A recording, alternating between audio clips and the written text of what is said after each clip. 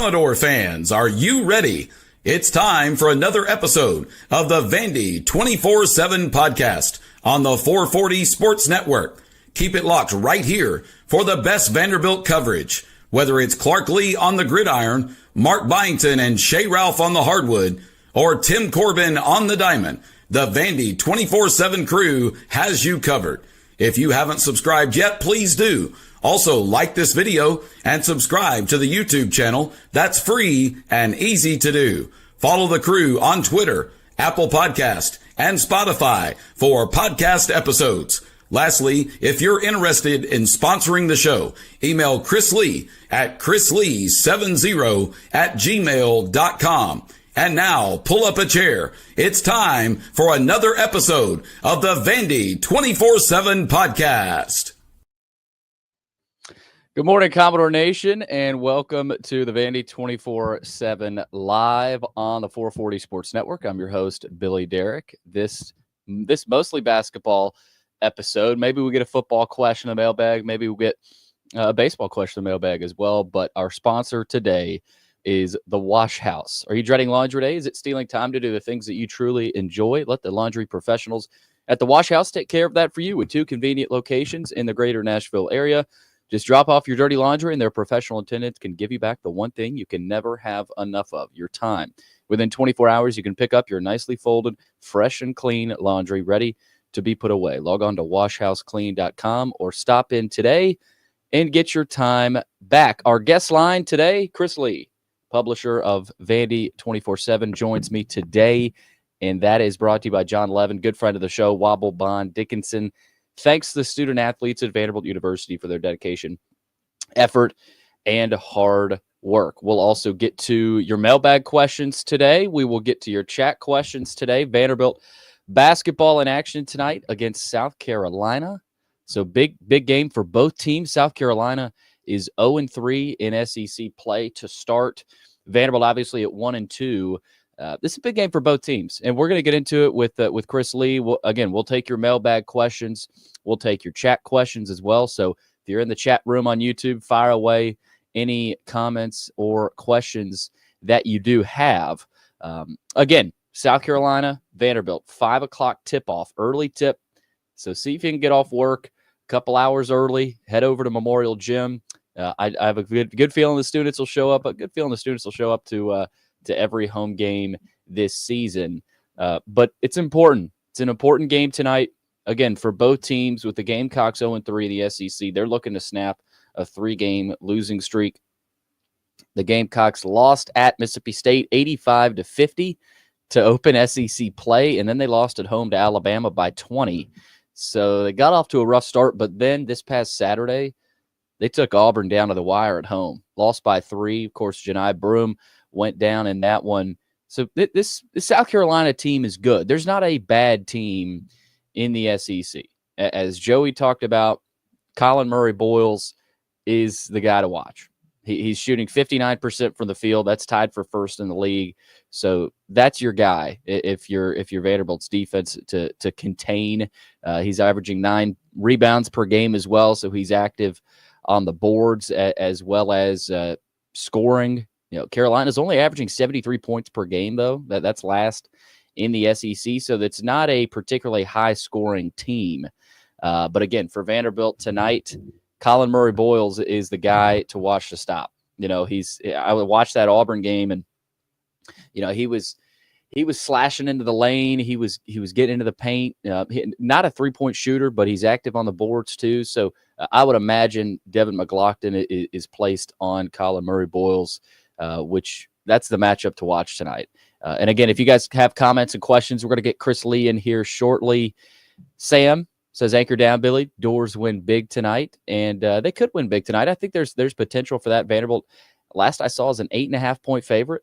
I think it opened at 7.5, but right now Vanderbilt at 8.5, and we're going to preview that with Chris Lee right now as he has hopped into the stream. Chris, what's going on? Morning, Bill. Morning. Nashville Predators got a win last night. The what? The Nashville Predators. Oh, good for them. I saw your Preds. I got the shirt on, don't I? Yeah. If it's not college basketball or Yeah. baseball or football, it's dead to me right now. How about the night of SEC hoops last night? Oh man, this league is amazing. I'm having so, and the reason I'm late, I just hopped off our Southeastern 16 stream, which we had I hear like that's over popped 1,000. off. Yeah, we had over 1,000 people on when I left. I mean, we can talk all the SEC basketball all day, and the appetite doesn't seem to go away. Yeah, I had somebody tell me the other day, Chris, over text, SEC basketball and baseball is more entertaining than football. It is. I hadn't thought about that, but it's true. I mean, SEC football is still the cash cow king, and it probably always will be.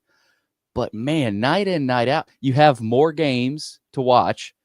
I mean, Tuesday and Wednesday nights. I wish we had it. I wish they spread it out more, Chris, to where Tuesday, Wednesday, Thursday, you had games. But that's a good point that you get basketball and baseball rolling in the SEC, and there's really not a time of the year like it. The product is great. There's never been more great players in the league. There's never been more great coaches in the league. There's a lot of likable kids on a lot of teams. Now, I will give you the things that I see as threats below the surface. I think the officiating has gotten discussed too much. Yeah. I think the replays are wearing everybody out. You're seeing 2.5 and 3 hour games. That's absurd.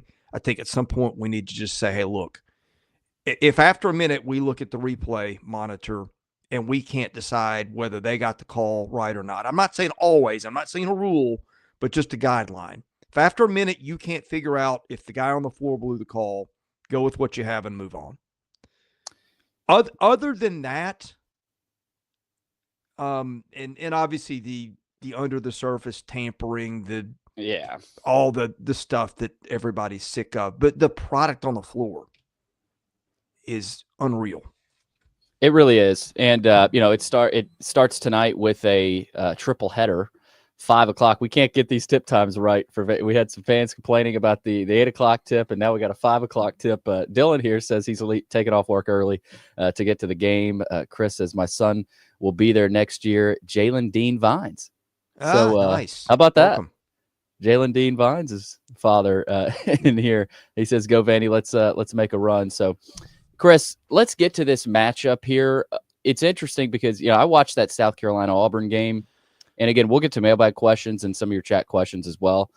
Colin Murray Boyles is a load, but if you contain him, you're not going to stop him. If you limit him, there's not a ton else around him. And am I wrong about that? I mean, Studi went down, obviously, unfortunately, and you feel for him. But I know they've got Jacoby. Is it Jacoby White for South Carolina? I think that's his name. Is it him or is it Thomas that's out? One of their guards is out, which their guards aren't great anyway.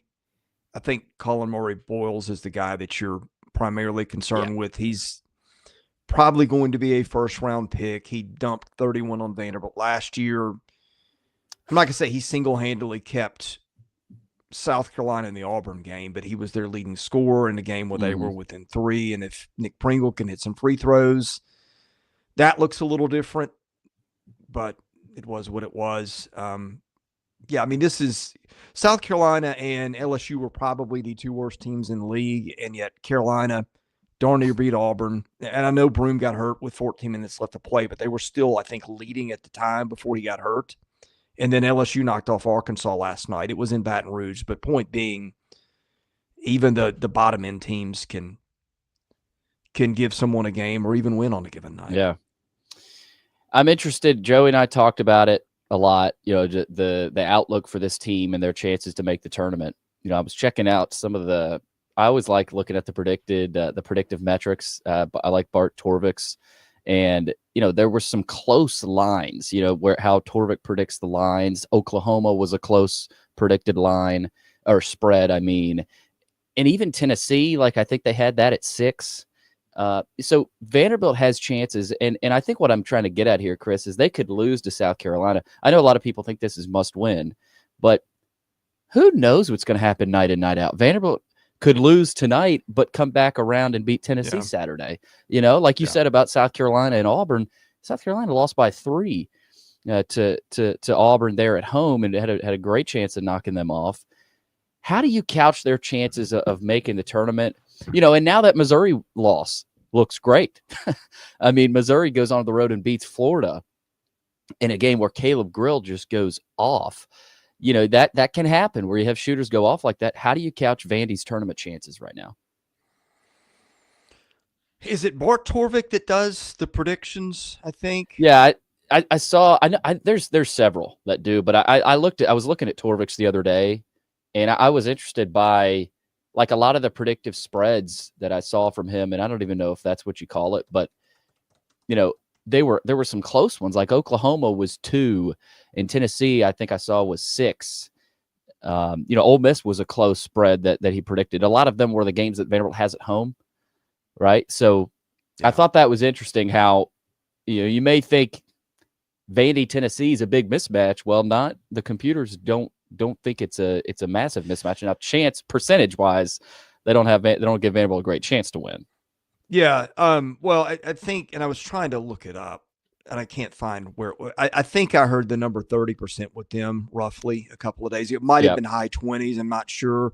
I don't know if that's changed in the last couple of days. I don't remember if they played. I think that was after Saturday's loss, but I don't know if that changed anymore. Some other teams played and pulled upsets or whatever, but that's probably, I'm going to guess 25% is probably a good That's range. what I saw. I'm a little worried that they built some of their numbers up against teams that just can't handle the level of athleticism and depth they've got, that you're starting to see that not be a factor as much when they play teams that have that and then some. But like last night, if you weren't paying attention, Missouri went to Florida, I think, as an 11-point underdog and won there.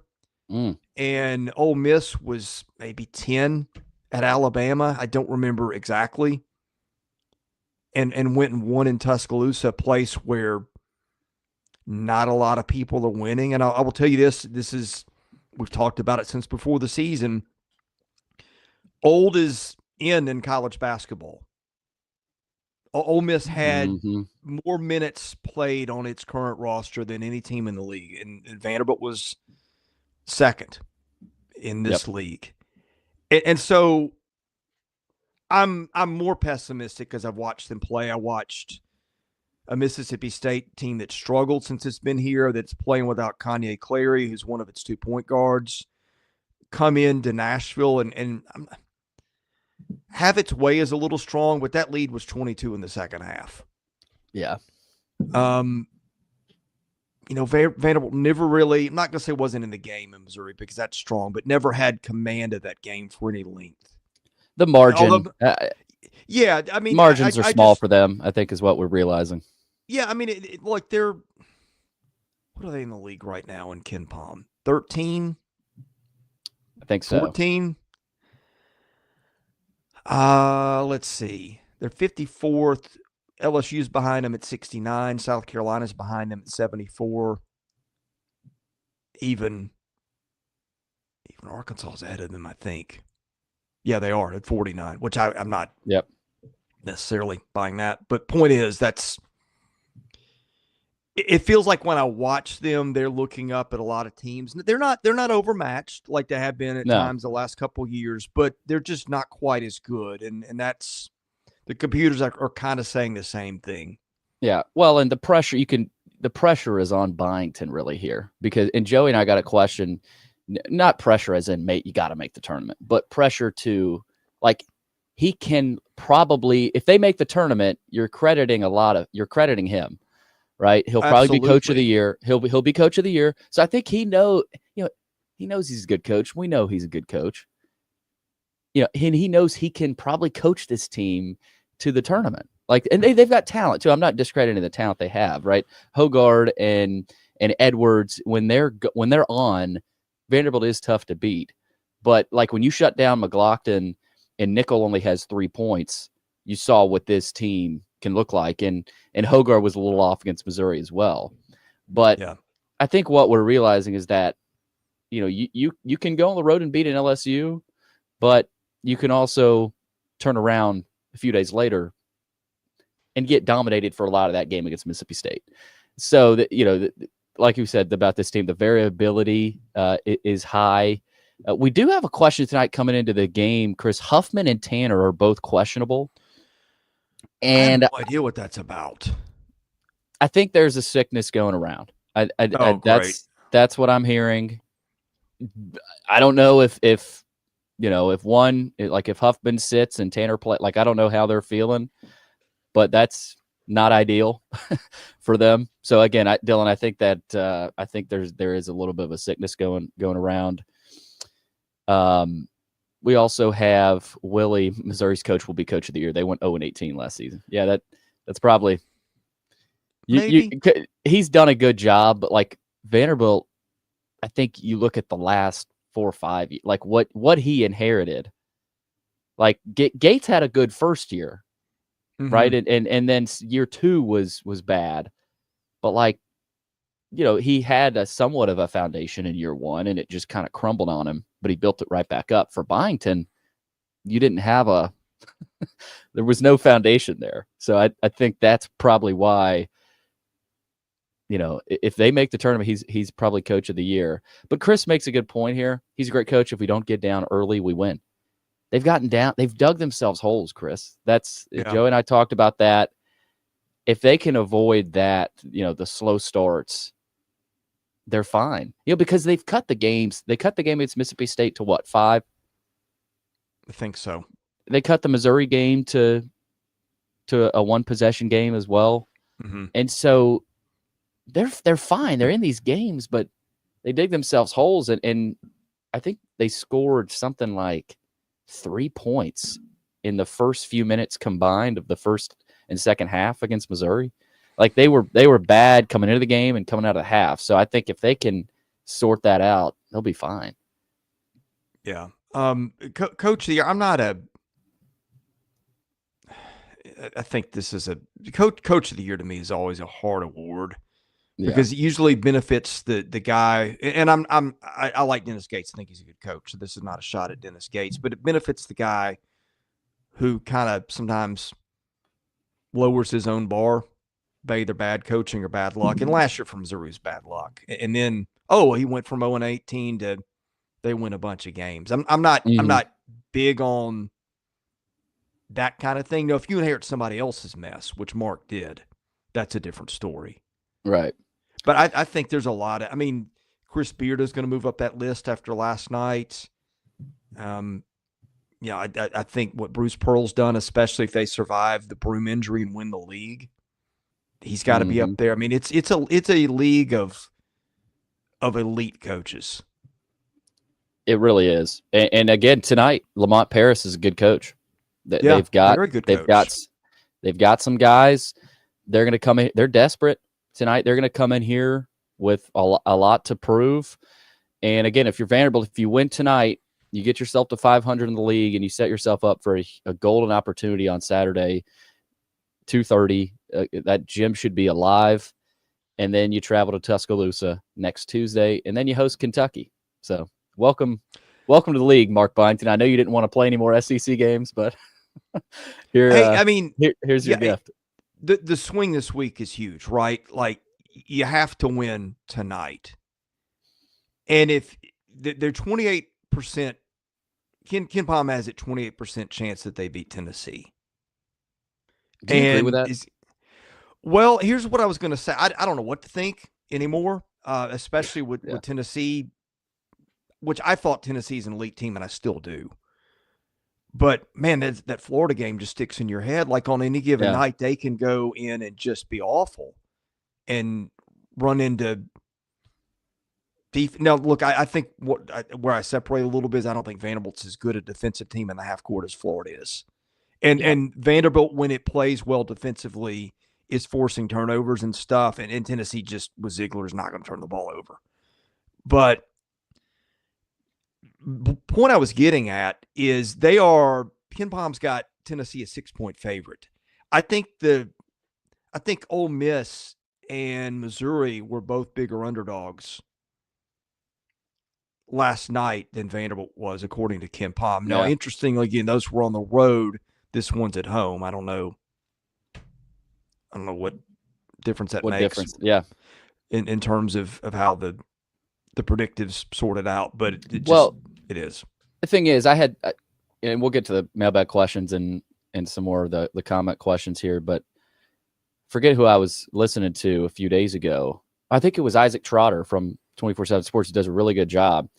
He said he thinks, there's a top 4 tier, and then, 5 through 12, 13, give or take, can beat each other on any given night. And you might even be able to go, like, Auburn almost lost to South Carolina. You could argue that's 1 in 16. I mean, like, that's what you're seeing here in the SEC. Like I said, Vanderbilt could lose tonight. I don't think they're going to lose tonight, but Saturday could be the win in this case. But if you go, you got to go 1-1 at least here, Chris. You can't go 0-2 here and dig yourself a hole, because that does not set yourself up well ahead of Alabama and Kentucky. Yeah, You made a good point on Kentucky looking ahead to that game. I think you mentioned this on the board or somewhere. You said Kentucky, if you get physical with them, you can hang in there. I don't know that Kentucky and Torvik, I think, had that spread at a couple possessions, like 4 or 5. Like, if you can get into Kentucky and they they've got so many shooters, though, that matchup still scares me. But looking at it, I don't know that it. And a lot of this is comparison to last year. Like, every matchup scared you last year with this Vanderbilt team. Well, yeah. But, like, I don't know that Kentucky matchup. Many things scared me last year. That's true. But, like, I don't know that Kentucky matchup scares me as much as I thought it would. Looking into it. Yeah, I mean, Kentucky's a team, and by the way, A&M played that without Wade Taylor. In Lexington, which is a big thing. But, I mean, they've been red hot anyway. Kentucky and Kobe Brea and Jackson Robinson can shoot you out of a gym. I mean, are the threes falling or are they not? Because their range of performance is pretty big.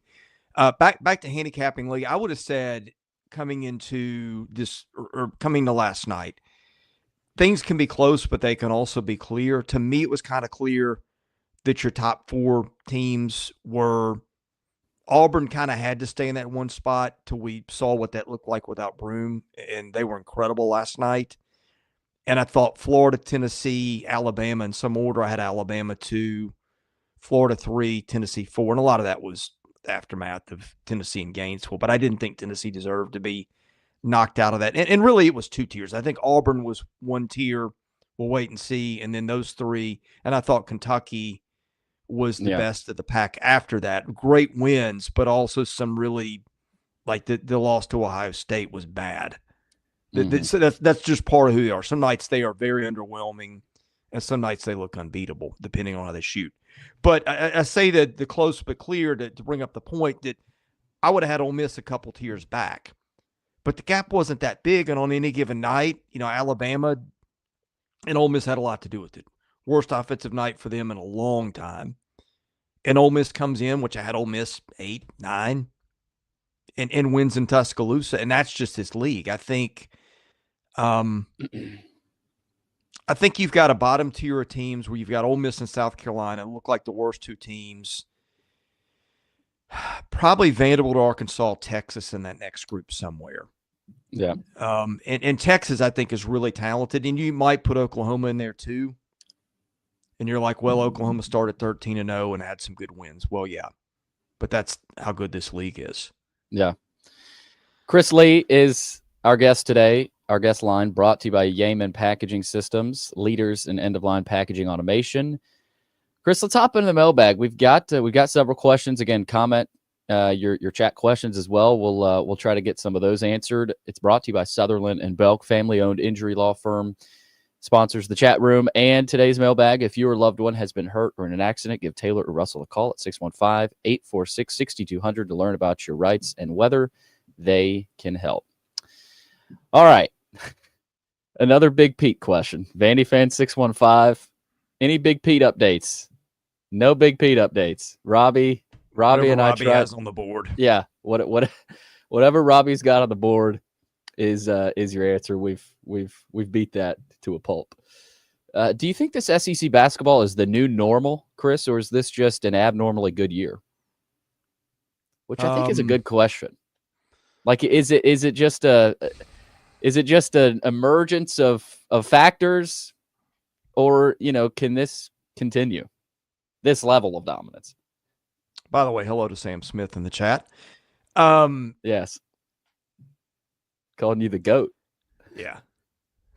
He also said, Sam, say hello to us in memorial, please. Yeah, he also said hot dogs are on him Saturday, so might have to meet up with Sam. Big Vandy fan, that Sam Smith. Love it. Man, that's a good question. I mean, right now it's an outlier, right? The league has never been this good. Maybe no league has ever been this good. I mean, the Big Ten has had some years. The Big East, 90s, 2000s, until it was back when Georgetown and St. John's and those teams had it going.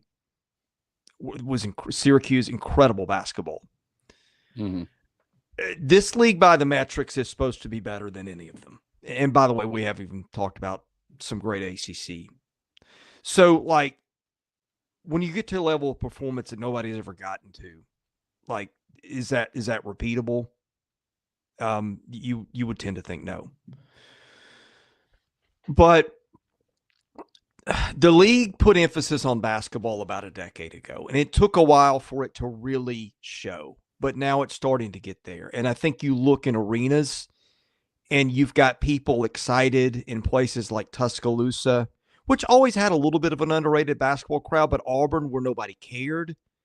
Mm-hmm. Auburn is as excited about basketball as anybody. And big credit to Bruce Pearl for that, drawing people. And they're getting a little excited. Like, you're seeing pockets of excitement in places where people didn't care before. And like, everybody's good, right? And even if you're at the bottom of the league, the good times, other than maybe Vanderbilt, aren't that far in the rearview mirror. I mean, LSU, yeah. There's a little, but like South Carolina, challenged for the league title a year ago, and so everybody's either in the middle of success or not that far from it for the most part. And we were talking to Garth Glissman, who's basically the SEC basketball commissioner or the associate commissioner who runs basketball. And he mentioned something I hadn't thought of. And he said, man, the population is coming to the South. Yep. The economies are growing down here. When you have growing economies, you've got more money. When you passionate is growing for sports, that's more resources to those sports. We didn't have this TV network 10, 12 years ago like we've got now. Where you can catch all the games every night, even the out-of-conference games. Just turn on the app. Tax brackets down in this area of the country. Somebody brought this up the other day on the board, I think. Like, if you're picking between, Florida and St. John's, look at the income taxes at the states. Big difference. Too many factors favor it's warmer this down area here. Yeah. Our states are better governed.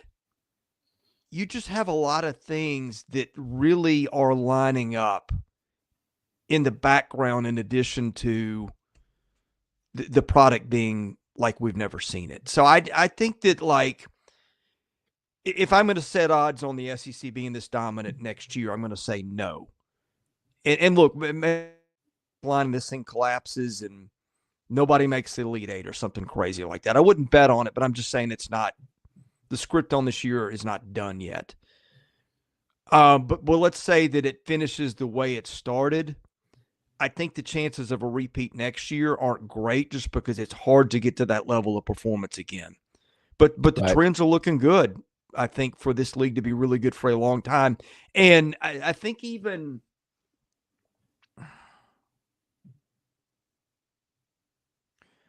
run-of-the-mill SEC coaching jobs, the gap between those and some of the elite basketball jobs other places has maybe closed because of those factors.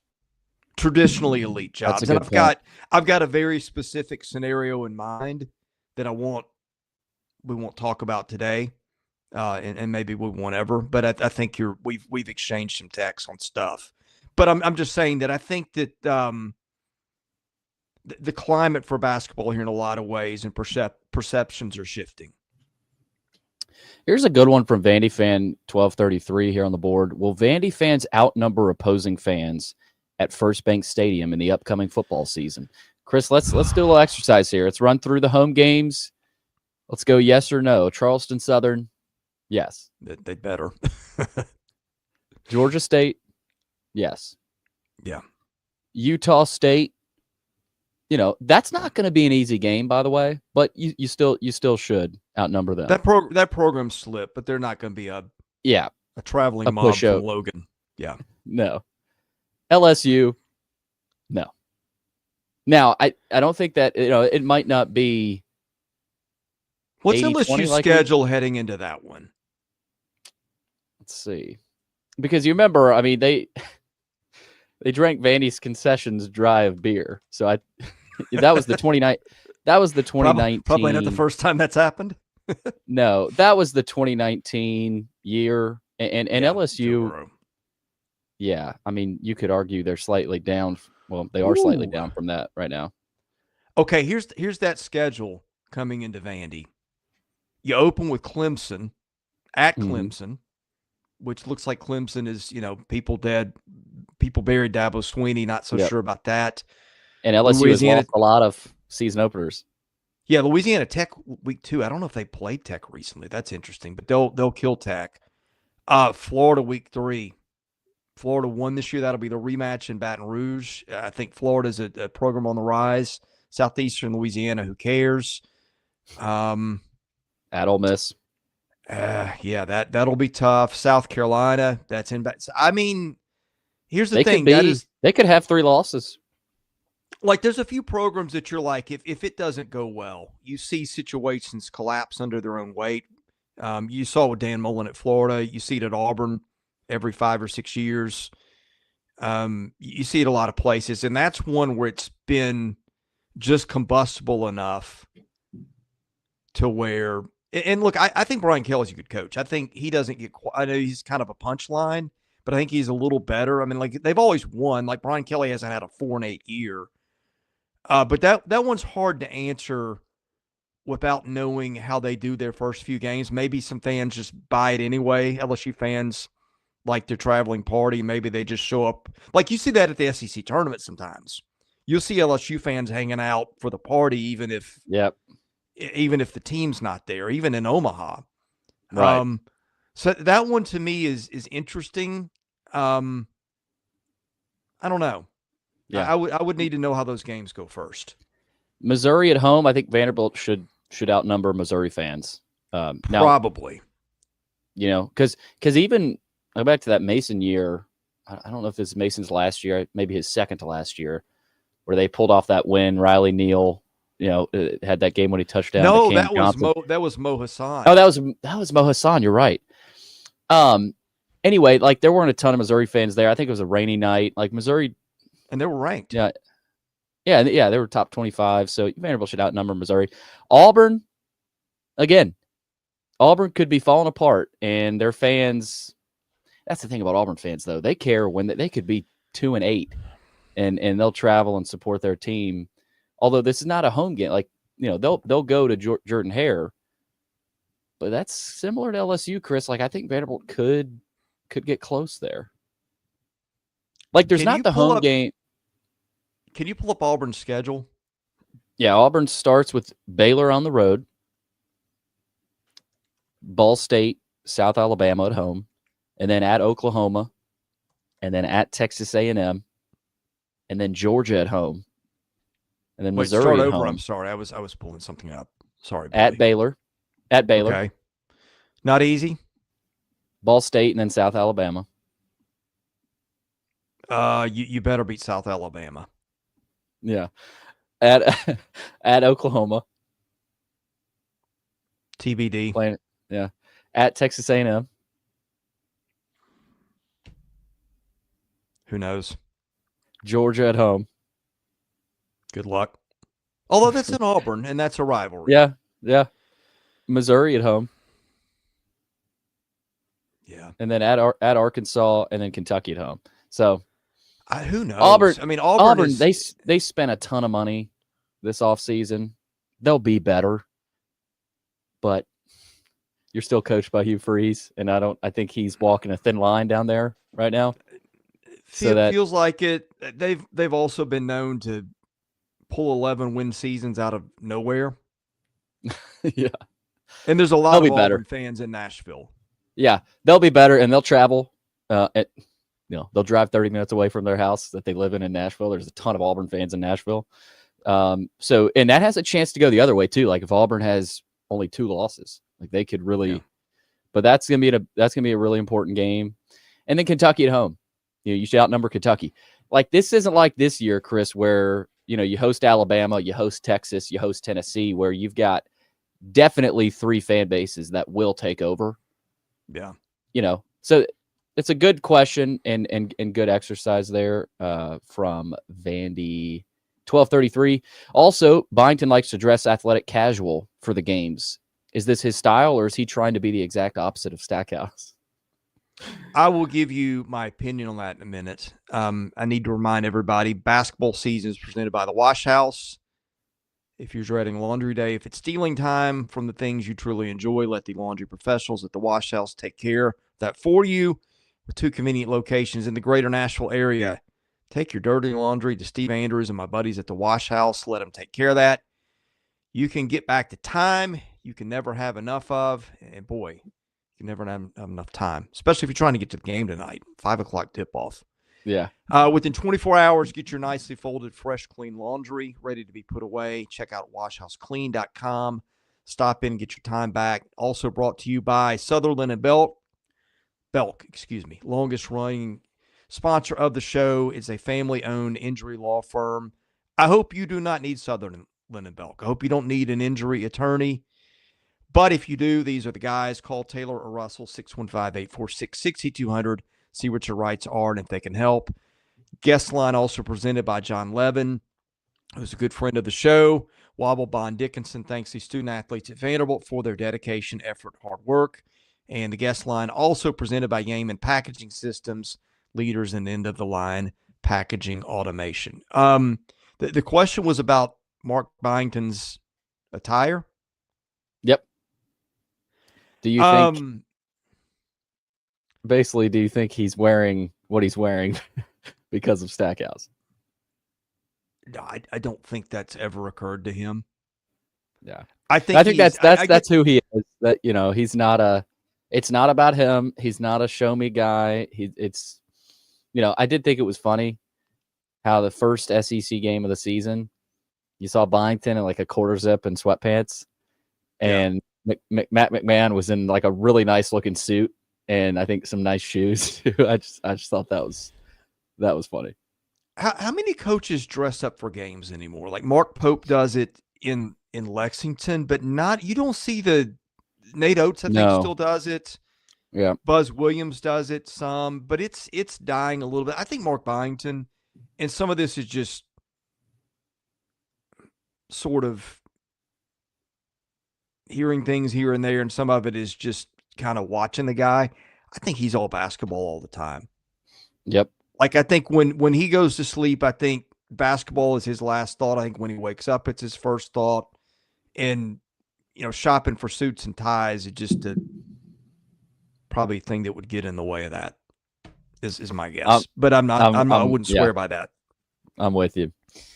C. Perk, how involved are the Ingrams? Are they one of the main donors involved with Anchor Impact? I think they're still fairly involved.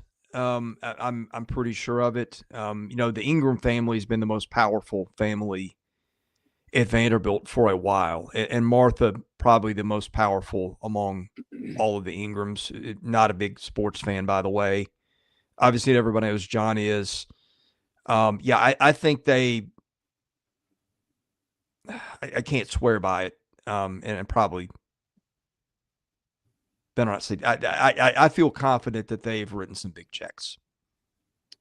From W. Kane 5 or no, he didn't actually have a question. He was just saying, why do people ask for a Big Pete update every day? They'll share when they hear anything of value. They aren't holding anything. Thanks, WK. That's a very presidential answer there. Let's see here. Golden Parachute to the Vandy boys. A little Vandy baseball question here. We are 30 days away from that, which is crazy. By the way, Chris has a storylines piece out. If you want to go check that out on the site.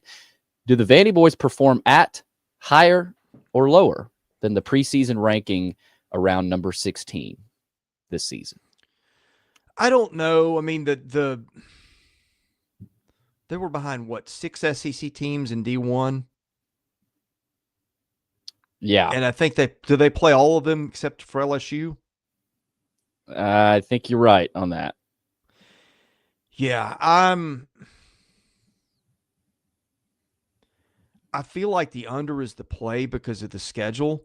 They might be good enough, but like if you're losing 2 out of 3 most of those weekends, and by the way, like I think every team they play on their schedule this year was ranked by either D1 or Perfect Game in their top 25s. The only 2 they don't play are Kentucky and Alabama. Kentucky just came off a College World Series and I think tied for the conference lead last year or was maybe a game out. And I think they get underestimated every year. I'll tell you this, I've started looking around at the other rosters and I'm up to speed on probably 13 of the 16 teams. And there's a difference between the LSUs, the Tennessees, the A&Ms, and them. Now, having said that, to me, like if Ethan McElvain steps up and becomes a stud, like people thought he could be, if J.D. Thompson is an elite rotation arm in the weekend, people quietly, kind of like Cody Boker, feels like their bullpen has got some depth. If Braden Holcomb steps up, has the big power year, if Brody Johnson is what he looked like in the fall, then they're probably a little better. But I just think I look at the talent around them and the schedule, and you just can't afford many hiccups or a weekend where you've got a couple of starters out or something like that, because the league is so good talent-wise, you can get buried in an instant. Yeah, I look at the power. I mean, the power. They've got to hit. They've got to hit more. They've got to hit more home runs. Braden Holcomb. There's going to be some pressure on him to carry a lot of that load. Vastine comes back, of course, which is big, but he'll have to be probably a double-digit guy. Can R.J. Austin get up there? You've also got Jaden Davis, back healthy, but it's a power league, and that's. Vanderbilt was way behind in that last year. So I look at that too. They, of course, opened the season February 14th in Arizona against Grand Canyon. So that'll be interesting to watch. Good Vandy boys question. Let's see here. Tez the Door, thoughts on the running back McKylan Young. He committed last year. Why didn't he just join the team? That's a good question. I mean, there was some kind of hold up. Yeah. I've heard things, it's your classic, Yeah. Things that usually keep you out of school at Vanderbilt. Yeah. Yeah. But yeah, a good player. Played with Pavia there at New Mexico State and, could do some things. I think they do need some running back help. How to build this fan base. Here we go. Wind you up, Chris. That's Tez the Door's question. How many hours would you like? Thanks, Tez, for making us go another hour. No, I mean, need to see effort. Yeah. Football, people are as excited about football as they've been since Franklin was here, other than maybe Bason's first year before people knew better. I don't know. Everybody else can figure it out. They should be able to as well. Yeah, there's so much there. But again, I think winning is hire people who care, make it a priority. There's a start. I mean, Vanderbilt is allegedly full of smart people. If you're full of smart people, if we can put a man on the moon, you can figure this out. There you go. Okay, Vandy Guy 96, way too early football record predictions for 2025. Man, I haven't even really thought a ton about that. Look, it's going to be similar to last year. I think it's going to be hard to get to 6. There's probably going to be a bad law. Well, I say that, hopefully there's not a bad loss to like a Georgia State, I mean, Utah State, that's the one that scares me. We talked about it before last season that the Georgia State matchup scares you. Yeah. Luke, all three of us had talked about that. For me, it's Utah State this year, and maybe that's the difference between you getting 7 regular season wins or 6. I think they can win 6. I think you'll probably have a game where you go, how in the world did they win that game? And how funny is it that, similar to the time they played Alabama. Well, it's probably a little bit later in the schedule, but they are at Alabama, October 4th. Diego Pavia has not lost against the state of Alabama. Okay, I want to ask you something. Why does Utah State scare you? Just because it could be just the Georgia State game? It's the Georgia State game of this year. It's a Power 5 team or Power 4 team. Are they Power 4 team? Oh no, they're Mountain West. But okay, so group of 5 team. My bad. Group of 5 team that I think can be plucky. I don't think they're as good as they've been in the past. I'll give you some scores from last year. They lost to Temple 45-29. Boise State beat them 62-30. They lost UNLV 50-34. Lost to New Mexico 50-45.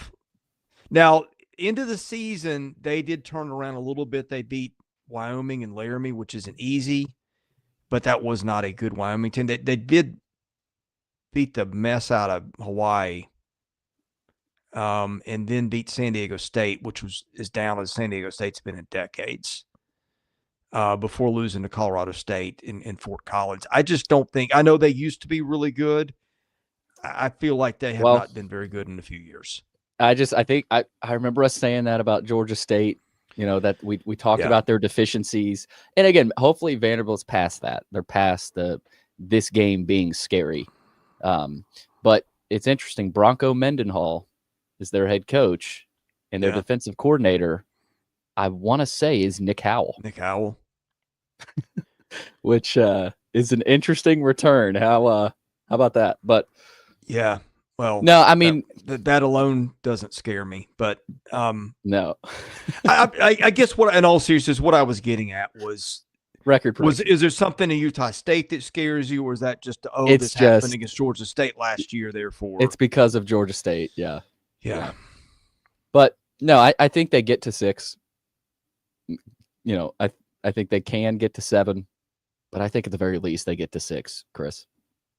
But it's early. It's so early. That's probably where I'd go. But it's just so hard to tell. Like, I never would have dreamed they got to 7 this year. No. Let's see here. Do you predict we can sell out at least one of our non-conference football home games? Ooh. No. Yeah, and you're only adding more seats too, especially in the in the south end zone. I mean, they need to. That's not a high bar. Yeah, I mean, if anything, I think if any of them, Charleston Southern. Here's what I want to know. The and I get that you're in a big city and there's a lot of stuff to do and TV and all, but like, how do they sell out games at Auburn and these towns that aren't that big? I'm just kind of tired of hearing the reasons why not, when your stadium is half the size of the next smallest stadium and you're in the biggest city in the league, unless Austin's bigger than Nashville. I haven't checked lately, but it's just the excuses to me are kind of ridiculous. Yeah, my favorite one is, but there's so much to do in the city that there's so many other things to do.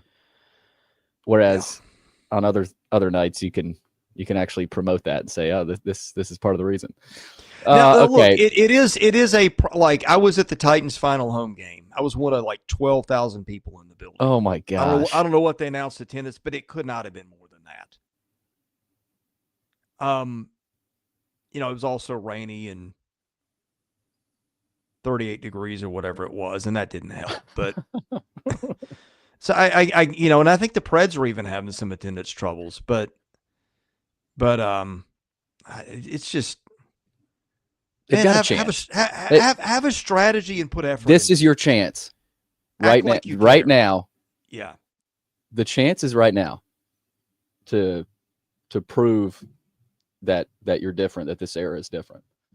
Vandy fan 1345, last mailbag question. We do have a couple of chat questions that we'll get to, then we'll wrap it up. Top 3 shooters in Vandy basketball history. And he gives his number 1, John Jenkins, number 2, Shane Foster, and number 3, Mike Rhodes. That would be my order. Again, I didn't watch Mike Rhodes. I've heard a ton about him. I've met him before. Really nice guy, and he's pretty active on Twitter. But to me, it's Jenkins or Foster. Billy McCaffrey would almost have to be on there. And I think Barry Booker. I'd have to look at their percent. Barry Booker hit a really high percentage of his threes. Now the line wasn't as far back then as it is now, and maybe that should be factored in. But I mean, there's so many. I don't know that the difference between 1 and 10, whoever your top 10 are, is that high. Foster would have to be on the list. I mean, if you want to go back to the 80s and 90s, Scott Drought or a lot of dudes. Yeah, I go Jenkins and then Foster, and then after that, Rhodes, McCaffrey. You mentioned Booker. Have they had a great 3-point shooter since John Jenkins? Neesmith was pretty good. Neesmith. I mean, Garland. He did a lot of other things though too, and he only played 5 games. I mean, not really. Not really, to be honest. But yeah, that's a good question. Maybe we'll this chat. Maybe one criticism I could find of Mark Byington and how he built the roster is I feel like they should have found maybe another shooter in there. Now, then the defense is that's probably what they thought Alex Hemingway would be, but he couldn't stay healthy before, and it looks like it's a big issue now. Mm-hmm. All right, let's wrap it up with some of these chat questions. This is a good one from JT Swafford. If we don't have Tanner or Huffman tonight, how does that affect your assessment of tonight's matchup? Obviously, it's not ideal. I think they could still win without both those guys, but Tanner's been he's been important to this team. Huffman, his minutes were down a little bit. His plus-minus was way down on Saturday against Missouri, and Joey talked about that. Just the matchups weren't great, but I think they could still win, but I mean, Tanner's defense has jump started a lot of runs for this team, Chris. So you don't need that. Well, I want to look at something here. And by the way, his turnover that he finally committed was, and somebody tweeted this or retweeted it, but that was one of the worst foul calls. Yeah. They called the wraparound hook on Tanner that's never called. I mean, you could get, if you had to, 35 minutes each out of Hogard and Edwards, I would think. Yeah. But, that's a lot. And Byington talked about that with Hogard after the Mississippi State game, and even Carey. These guys are these guys are being asked to do a lot. Well, and here's, for whatever reason, I always forget about MJ Collins. He's played pretty well lately. So you've got him there too. Nickel, I would think that would be, you would split your time at those 3 spots between those guys. Which probably makes Carey McLaughlin more important too, that they don't get in foul trouble. Mm-hmm. Clay, whatever happened to Vandy Lance? Who knows? I think most Vandy fans know. Yeah, but honestly, who knows? Who knows? Hasn't he Could have been a lot. been around on occasion here and there the last few years? I feel like I've seen him. Yeah, I've heard that. I haven't seen him. I saw a picture, I think, of him at one of the games. But yeah, I don't think he's been around a ton. Clay also mentions Riley LaChance. I think a shooter we forgot. Fisher Davis could shoot it. Yeah. Yeah. Well, should be interesting tonight, Chris. Vanderbilt is an 8.5-point favorite against South Carolina, and then Saturday, they'll be an underdog. I'm not sure by how much. You'd think probably a couple of possessions there, Chris. 5, 6. They're Saturday against Tennessee. It'll be interesting. 2:30 tip-off. Again, big week for Vanderbilt. We'll both be there tonight for the coverage. I won't and be again, early. Okay, Chris won't be there. Joey and I think Brandon will be there. So we'll have your coverage tonight. We'll get the press conference, and I'm sure Joey and Brandon will have some post-game stuff. So, Chris, appreciate it. I will see you Saturday. All right. Hey, thanks a bunch, Billy, for by the way, congratulations on getting Tim Thompson back on the show. Yeah, that was awesome. That was it. Tim had a lot of good stuff, and I'm hoping to do that. Maybe once every week, once every couple weeks, just get him on. I thought he was great. Funny how he just kind of went away for about 4 years and is back now, isn't it? There were some interesting references. I'll say that. Double secret stack probation. Yeah, it's funny how a lot of things have changed. A lot of stuff going on behind the scenes the last few years. Oh man! Anyway, I don't miss any of it. No, this season's been great. Whether or not they make the tournament, it's been good to watch some good basketball. But that's Chris Lee. I'm Billy Derrick. Thanks for watching and listening to another episode of Vandy 247 Live. Before you go, though, don't forget this podcast is free. We plan for it to stay free. Here's how you can help keep it that way. Give us a review and a 5-star rating. If you're listening and haven't subscribed to Vandy247.com yet, please do. We do have, I think it's 50% off offer right now, Chris. So go ahead and grab that. Subscribe to our Vandy Sports. I keep saying that. Vandy247 YouTube channel. That is free. Like this video, subscribe to the channel. You'll get updates when we go live. Also, if you're interested in sponsoring the show, email Chris Lee at chrislee70@gmail.com. Thanks for listening. We'll catch you again soon with more episodes of the Vandy 247 podcast.